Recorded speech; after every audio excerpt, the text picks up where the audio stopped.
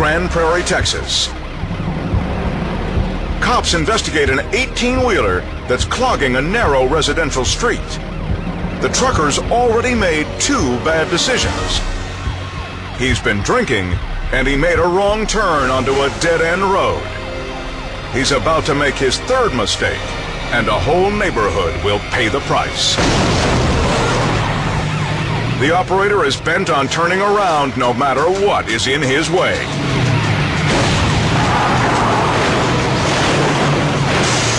The rampaging semi jams a sedan down the road toward police. And the air fills with smoke from burning rubber. But the deranged driver isn't done.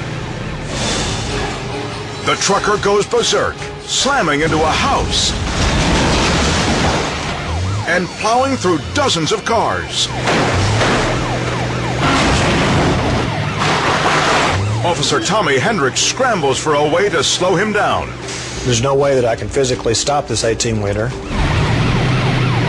The only thing I can do is try to change the driver's mind or disable the tractor.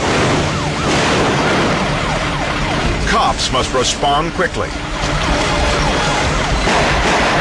Shots ring out as Hendrick unloads into the semi's engine block, finally crippling the vehicle.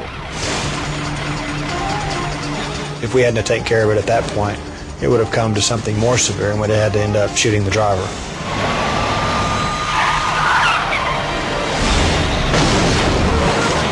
Amazingly, no one is injured, but a truckload of bad choices destroyed 3 cruisers, 6 cars, and caused hundreds of thousands in property damage.